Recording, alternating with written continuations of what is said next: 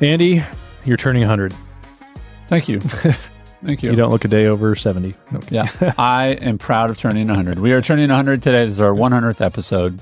And we, in true nature fashion of EAN, don't want to do the average 100th episode where you just celebrate yourself.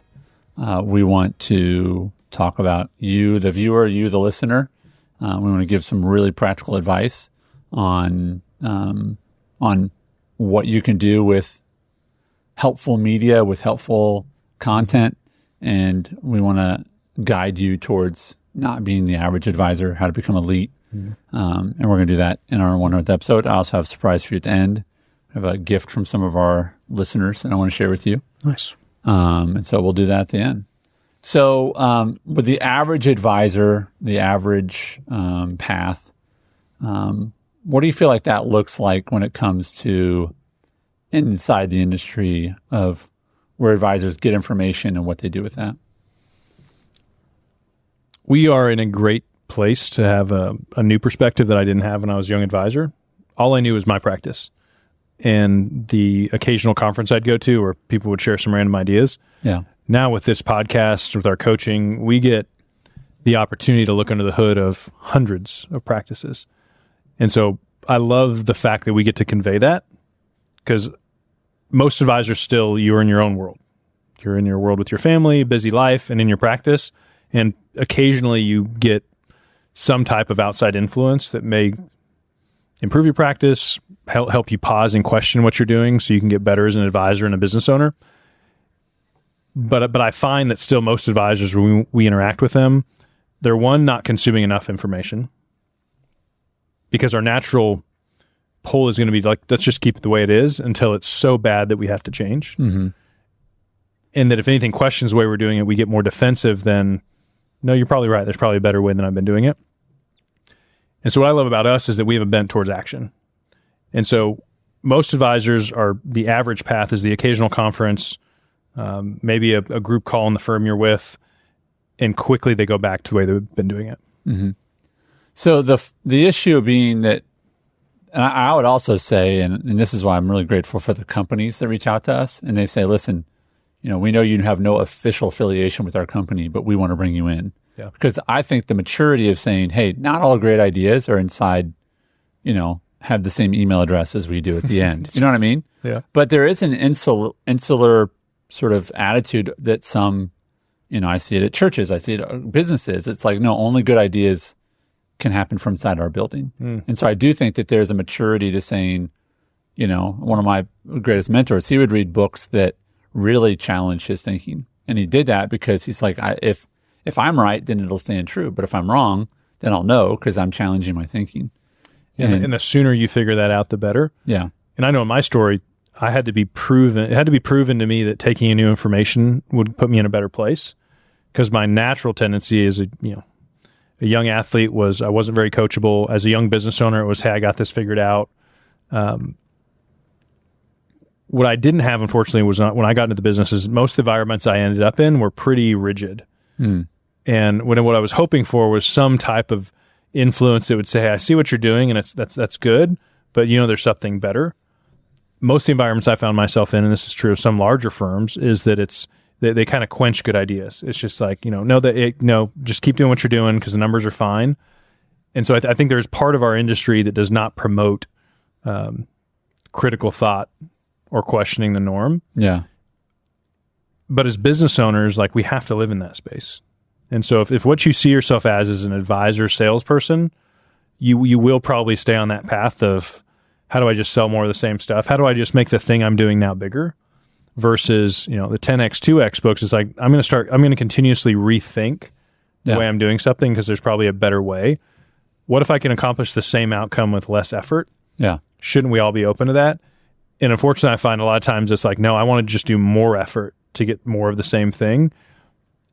And as a young advisor, if anybody questioned that, it immediately triggered, you're calling to question my life's work. Even as a 24-year-old wasn't a lot, but I was not open-handed as much to say, hey, I have great ideas and they will live if they're truly great. But even if I end up with none of those ideas, but better ones take their place, it took me a while to get excited about that. through repetition of saying, okay, I took on a little idea. Wow, that was actually better. Hey, my business grew. Hey, that person's 10 years ahead of me. They've probably lived out things I'm about to. Yeah. But I think of myself as a pretty hard test case, just with my personal story. So as we coach advisors, we deal with that with most of us.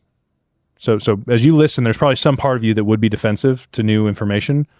But what I love doing this podcast is we get to meet more and more advisors that are way more open than I was. Yeah. So beyond just consuming or not consuming enough or only, consuming internal things, again, shout out to the companies that say, hey, come help us, because I think that there is something really mature. I mean, and I talked about this a long time ago. I talked about this in an earlier podcast episode, but the foundation of every recovery program, which is just a plan to improve yourself. That's all they are, right? No shame in them. The first one is to say, I have a problem or I have a deficiency. I need to fix it. And you'll never get better unless you're willing to humble yourself and say, I know I can do better. And then you start doing the work. And so I love the first thing that we want to encourage you with through this celebration of getting to 100, which we wouldn't do if we didn't have a bunch of listeners and a bunch of people who are encouraging us along the way and sending in questions, is make sure you are in a habit of consuming people that are not just do the same thing you're doing, but continually making you uncomfortable in a way that makes you a better advisor. Yeah. Right. I mean, someone can just make you uncomfortable and not make you better. That's called a bully. Right. But yes, put yourself in a place and put yourself around people that say, I'm going to be uncomfortable sometimes, and I'm going to say, thank you for that. Yeah. That's my ideal friendships, relationships, church, book I read. I don't want to read a book I agree with absolutely everything in it. I'm like, well, okay, I learned nothing. That's right. You know what I mean? Yeah. What is that? That's a confirmation bias where we end up just looking for things that make us feel good. Yeah. Did I ever have you listen to or share with you the wear sunscreen video? I don't think so. I think I might have remembered it. All right. It was a commencement speech. And on YouTube now that some people put it to music, but it's this guy just dropping wisdom bombs. It's just one after another. And you're just like, oh, this is great. Probably start your day with it. But in there, he says that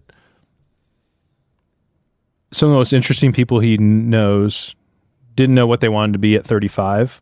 And the most interesting people he knows still didn't at 45. Wow. And I think as I think about the advisors I've met, the most successful ones are the most curious. Yeah. They've understood in that, that circle exercise we do with a lot of advisors that the more you learn, the more you realize you don't know. Yeah. And the more humble you become. Yeah. And I've been in some rooms with advisors where I think I'm doing some good stuff. And I find out later from somebody else, their business is 5 times mine. And they're sitting there just chatting with people. Yeah. There's a humility that comes with it. And they're open to anything. They're open to new ideas. They're trying to delegate to their team. The last thing they are is the bottleneck controlling mean business owner. Yeah. And so I think for me, what I've learned is how do I become more of that? What's the path they've taken? They consume a lot of information. They're open to feedback all the time. And I think that's the posture. How do we get into that space? Yeah. That we know our business can't look like what it does today in order to be what we all would say we want to be. Yeah. Yet there's this barrier in most of us that is not fully open to the new information. And even if we take it in, we're resistant to take action. So let's take the next step. Again, the average, my concern with the first piece of advice is if people stop listening, this would be bad. So please keep listening. Because the next one is if you just consume, then it is not unlike food where you just consume, but you don't move, you don't take action. That's problematic. Yeah. So you have to, the purpose of consumption is to say, okay, here's how I'm going to now take action. Mm-hmm. So what are some things that you have seen with advisors? And it's not just true in the advisor world, but it's true of all times that you get advice, you get new ideas. Mm-hmm. What are the things, the timeline, the investment, who succeeds when they take action after consuming? What are their characteristics?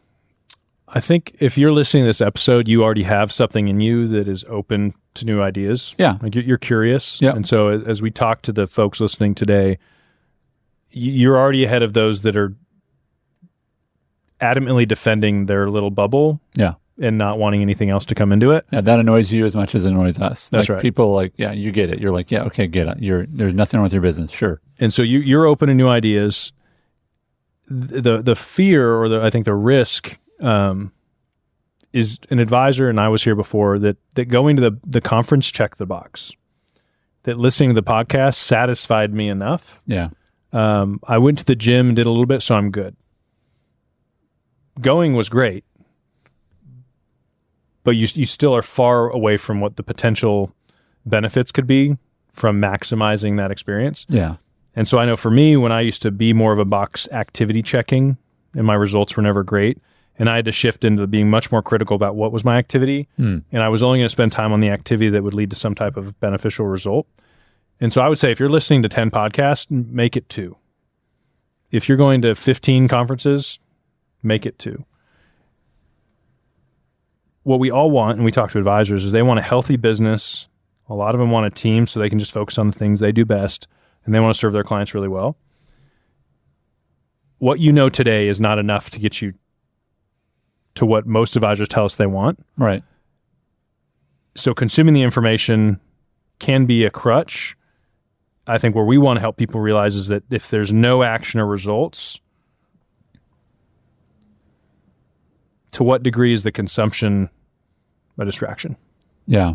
It feels like it's the work. Like I was listening to a podcast this weekend driving, and I got to where I was listening to the same section long enough that I was like, all right, I got to focus on driving, because I kept hitting back. There's a back 30 on the Apple CarPlay. You can hit back 30.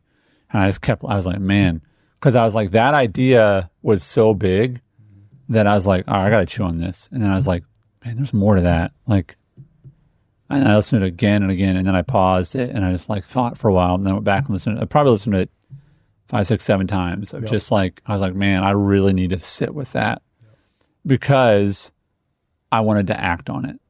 I wasn't like, oh, that's cool. I want to go, wait a minute, that's a direction changer. Yeah, that's not good to know. One thing I feel though is when I'm reading, listening to podcasts, it does put me in a state of openness to new things. Yeah. But not everything I consume is impactful enough to create action. Yeah. Yeah. So I think there is something about the habit of surrounding yourself with new information. But what we're not saying is, if you're not taking action on everything you hear, then you're missing. Oh no, that would like so this podcast episode was 2 hours, but there's probably 3 or 4 like 2-minute sections that I was like, man, mind blown. Like, I'm doing that tomorrow. I'm doing that like, it's when you listen to it and the next person you talk to, you're like, man, I got to tell you this. Right, and then you do it like the next day. Nice. You know what I mean? So that is where you will find success. That is where you will start to test it, because you go, that's a great idea. Great. Test it. Right. So I think that rejecting average is to say, I'm not going to say I'm going to do it. I'm not going to just take notes, and that's where it lives in the margins of whatever. Yep. But I'm going to go to the team meeting and say, listen, we're going to try this. And I think as early and that you're okay with the first version of that, then be okay with the first version of that. And if you're on a team, this is from firsthand experience, make sure you set the table with them that, hey, we're going to iterate stuff, but not every idea needs to be in stone and everybody needs to stop what they're doing and work on it. We went through a season at Legacy to where Sten, visionary sharing just random ideas, is the team would grab them and run with them. And I eventually caught on to that, and I was like, I just need a place for all of us to kind of talk out loud. Yeah. But that doesn't mean it's quite to the point where we need to run with it yet. And so make sure, and maybe this is something you don't do with every part of your team in the room. Maybe it's just with the leadership on your team or your one kind of key player, that you say, hey, let me flesh this thing out. Let's put it on a maybe board or like an idea board. And if there's 10 there, maybe 1 makes it off, because there needs to be action at the end of the day. Yeah. And I know in our community, part of taking action is if you feel like you can just do it on your own. There's study after study that like willpower only lasts so long. Yeah. And so I know even for me, and I think I'm a fairly disciplined, self-determined person, is that I had to outsource some level of accountability. That could be with somebody on my team. It could be a friend. But there was a cool study we ran across recently that says that you will have a 95% better outcome, 95% increased chance of accomplishing what you want if you outsource your accountability to a third party. Yeah. And I know with our coaching program, for those advisors that are like, okay, I'm tired of kind of staying stuck or getting organic growth. I want somebody to challenge me once a month. I want a scorecard to look at my business. Like I truly want to not 2X, I want a 10X. Right. Their results are much different when somebody's like, you said you were going to do this. Why didn't you do it? Yeah. Hey, what's your plan to get that done? And so we all need that in our lives as business owners. And that helps take us from consumption of information to action is somebody pressing in on it. There's so many different connections to that of the people that I know that, I was thinking about someone recently was telling me that, they eat well, they exercise, they have a positive attitude about life. They take care of their spiritual life and all these good things. And they were like, hey, I'm going to go to this place, and they run these tests on you for like 3 days, and they give you this like unbelievable thorough. And my thought was like, isn't it fascinating that those who are really at the peak in so many different ways go more, they say, I want even more coaching. Like, it's not like the fact that professional athletes work with not just their head coach, but in the summer, they're going to go work with other coaches. Yeah. I always find it so fascinating that they'll mic up these coaches, and these are professional athletes, and they'll, not in a mean way, but they'll like make this person look like they've never played the sport before because they're teaching them things. Yeah. And they're like, oh, you're being sloppy with your wrist. You got to get your wrist down. Or it's like, this person gets paid $40 million a year to do what you're telling them to do. Yeah. But you could still, but my point is, and the athlete is grateful. Yeah. Like, oh, coach, thank you for that. Like there's all, and I think that's how do you want to be great? It's work on getting better and then go, and now I know there's more. It just, the tweaks become smaller. Yeah, as you say that, I think through all the advisors I've coached, worked alongside, and there is a correlation between the best have coaches. Yeah. The best are part of masterminds. They invest money in themselves, and the struggling ones, I can't think of any of them that were action-minded, outsourcing accountability. And so I would say in my experience, there's a direct correlation to those. That like the best haven't arrived. They've unlocked something and they do more of it, while the ones that are struggling and aren't going to make it are resistant to that. Yeah.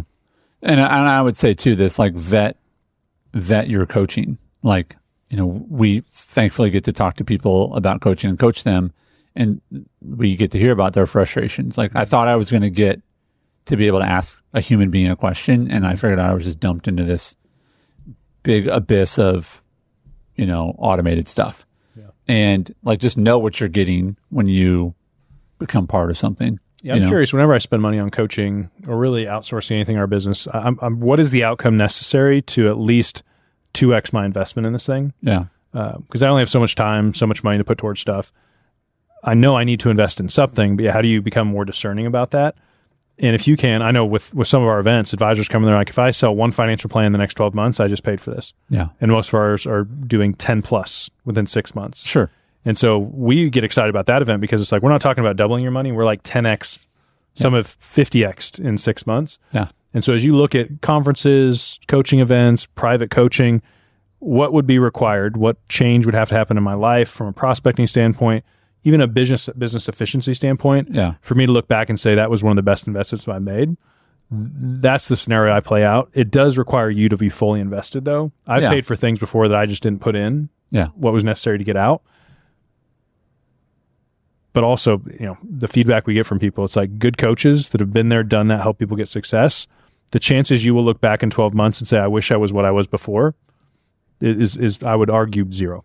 And if you can't get a straight answer out of like what success looks like, or what do you think is going to happen to me? If they're like, oh, you become a better person, a better business owner. Like, no, like what does that actually look like? Because I love, we just had 30 advisors here, a couple weeks ago, and I love saying, I do not expect you to double your money or triple your money or quadruple your money in the next 6 months. I mean, this should be a 10X investment for you. That's right. And we say that at the opening. Yeah. Right. And then by the end, we go, do you agree? And they're like, absolutely. Yeah. Right. It becomes a challenge. Like, of course we will. So I want to talk about what we're going to be changing about the show. Sure. And this is Sten's last show. I'm just kidding. Yeah, that's you'll hear less from me, actually. That's part of it, is that Sten is going to be creating more sort of solo episodes, just advisor to advisor. Mm-hmm. I love that. I think that people know that you're the advisor and that you have a strong enough and clear enough voice that sometimes I don't need to be there, and you can just speak directly to advisors about very advisor things. And so and frankly, I just think from a listener perspective, it's nice to mix it up and just go, oh, this is a different kind of episode than this and this. And so, so you have some just Sten solo episodes, which I think is awesome. We are actively adding guests to our schedule. And some of those are outside of the finance industry, and others are people that we know that are taking the things that we talk about and implementing them. And I just think it's always healthy to hear about other people like you who are listening and go, oh, well, what that guy did in Topeka, Kansas, if they can do it in Topeka, then I can do it in Cleveland. If I can do it in Cleveland, then I can do it in Sarasota. And you know what I mean? Like, there's just something great about hearing from other advisors in a concise way. And so we're going to do that as well, because we want to be as practical as we can and encourage you that you can take these things and implement them. Yep. I think we have some videos to share. Yes. So I prepped you with them. You haven't seen them yet, but we solicited some. We don't want it to be just yay raw guys, but also I wanted to know, like, where are people listening from, watching from, and then what have you done with what we've taught? Because honestly, like, I'm just not that inspired by accolades. Like, thanks guys. Like, I appreciate that. Like, I'm a big words of affirmation, but I want to know what you've done. Yeah. And we have advisors who have listened, watched the show, put it into place, and it's blessed them, their clients, and that blesses us, because ultimately we want you to take action. Yeah, we have we're 100 episodes in, and we have yet to have somebody say, I took your advice and nothing changed, which we are thankful for and energizes us to keep doing it. And we know there's great content sources out there that we complement, maybe sometimes we disagree with, and all that is good. So keep listening. We're thankful for you and your support, and we will keep leveling up our content. All right. So here is 4. These are like about a minute long each. Hey, Sten, Eric out in California here. Just wanted to say I absolutely love the show. I've been listening to it since the start. I like to listen when I'm getting ready for the day on Friday mornings. I look forward to every Thursday night when knowing the next episode's coming out that morning. And I just wanted to say, viewing myself as, yes, an advisor, but also like a consultant to my clients. That alone has opened so many doors with clients that I never would have had before. Just being able to charge for my advice and serve clients in a deeper way than what I thought was possible when I entered the industry. So thank you, Sten. Appreciate you. Hey, Sten, this is J.W. Burt from Franklin, Tennessee, and I listen to the podcast every Friday morning when I walk my dog, Abe, here. He likes the longer episodes, by the way. Something I've learned from watching your podcast is to use the whiteboard in every single strategy meeting, and that has helped give me the confidence to charge more for my advice as I've grown in my 4-year career as an advisor. Thanks for all you do. Congratulations on 100 episodes. Hey, Sten, Leif Erickson here from Forest Lake, Minnesota. I just want to thank you so much for putting together the podcast that you have and all the training.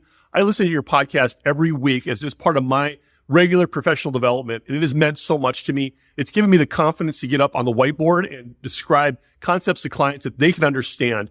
It's just allowed me to bring on larger clients than I ever expected this year. And so just really grateful for what you're doing. Thanks so much. Sten Morgan, congratulations on getting to 100 podcasts. Great accomplishment. You know what else is a great accomplishment? All that you've done in the EA community. Because quite frankly, I don't think even a grizzly old vet like myself would be where we are without the training that you guys have come up with. So congrats on the podcast. It's pure gold. Keep it up, and we'll see you at the next event. All right.